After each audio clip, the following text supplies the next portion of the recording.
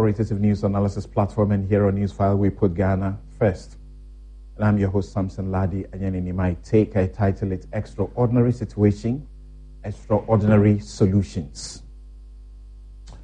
My intention is to reflect useful, critical feedback to Mr. President on what the people feel about your management of the economy, the country. But this is Samson's take, so I might find some legal angle to it.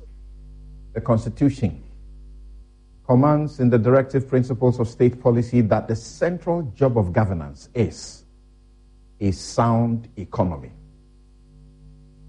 And that's exactly what you promised, Mr. President. $1, 1 CD.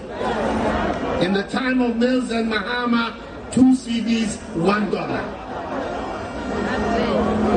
If I was done, I would say to the people of Ghana, I'm sorry. We are sorry for the poor work we have done. We're going to go and think about ourselves. But that is not the people we're dealing with. The fruits of office, the money under the table has become sweet for them. So they're determined to stay. Are we going to allow that to happen? Are we going to allow that to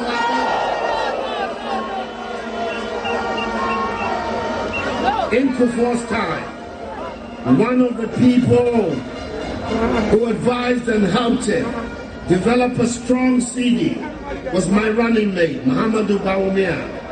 Then he was deputy governor of the Bank of Ghana. It's one of the reasons I brought him to come and join me, that we will work on the CD and create again a strong CD that will be able to allow us to develop our economy and allow our traders and our work to be able to develop.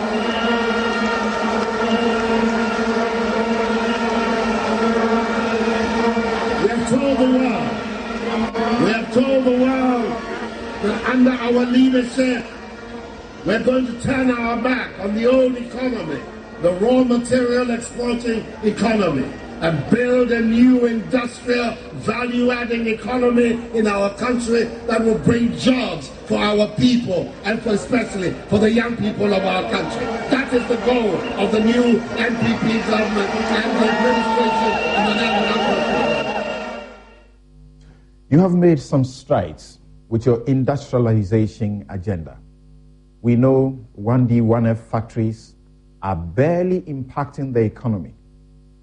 Everything must be done to make them sustainable because this is the only path to a sound economy as commanded by the Constitution. And that is what will help us so that this country does not catch cold when a country millions of miles away sneezes. We can't be proud importing toothpick while touting industrialization. Article 162, Clause 5 of the Constitution says a journalist must avoid joining your PR team and then to tell you what concerns the people. After all, it is a natural, legitimate expectation that you will do your sole duty of applying their taxes and wealth to better their lot. The impression, especially after the election that delivered a vote of no confidence in the NPP in Parliament, is one that suggests you are either not bothered as much or you have simply lost it, and with bad advice. But it is difficult to think you will not be the most troubled man about our circumstances, exacerbated by COVID-19 and the Russia-Ukraine war. Uneasy lies the head that wears the crown. Yet it is revoltingly nauseating to preach faith in a cathedral God to a people losing their businesses, some starving under the weight of a cedi depreciating on a daily basis. Stop repeating the battle is a lost campaign refrain when talking about the economy at a time utility tariffs and cost of fuel are hitting the roof. You started on such a disastrous note with the historic bloated government of over 112 ministers for a poor country like ours. You justified it, but history will not forgive you for that. You created 6 new regions for the politics of it, ignoring the immense burden it brings to the public purse. You ignored every advice to solve an 8 to 10 billion cedi banking crisis with a whopping 25 billion cedis. It is not surprising when the World Bank said things were getting bad even before the global problems set in. It affects all of us, and I'm worried even about the security implications of this, because we've seen things happening around the world, and we know we are peace-loving people, but we should not be taken for granted. Some of them should. And so you can't look at that and say it's a business as usual. No. I know that with all respect, I disagree.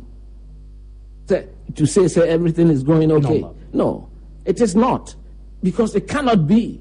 Say, last week, Obi saw saying, 7.5, and 9.2. I mean, you cannot say there's something going on in the financial sector.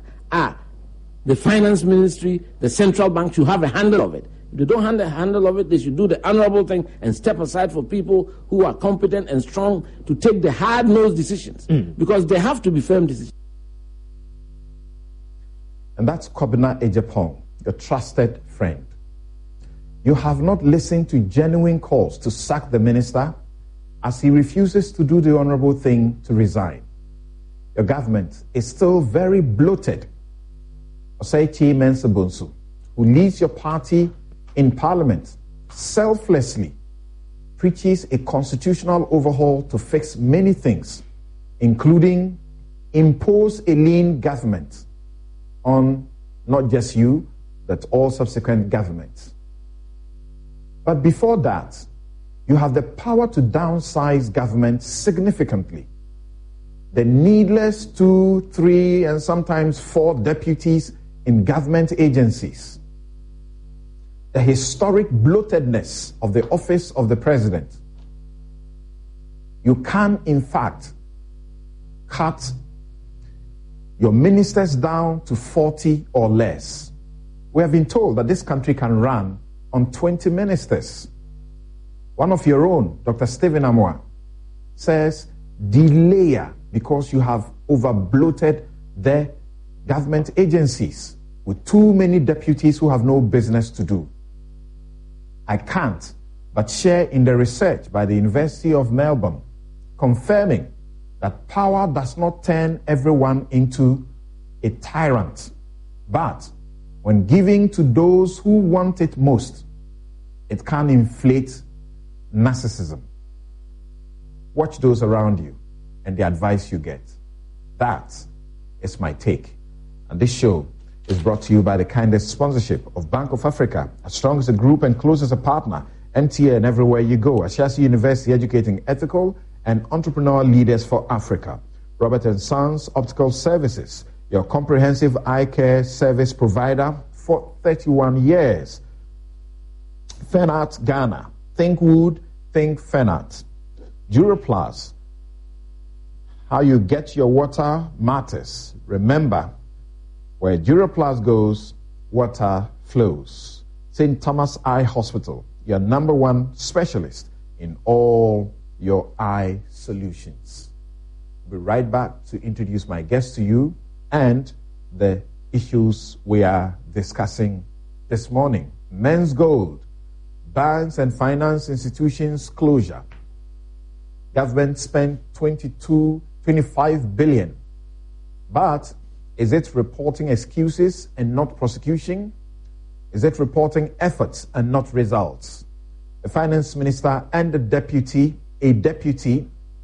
are fighting conflict of interest corruption attacks because the companies that they founded or were with and have left, but they are shareholders of, are benefiting immensely from Ghana going to borrow. And the OSP, its report has provoked chiefs, it has provoked customs, that's even provoked Martin Amidu. But the GRA receives it. Is it in good faith? We'll be right back. Oh, Charlie, close the window small. Your room be too bright, oh. Why, you be vampire where you know they like sunlight?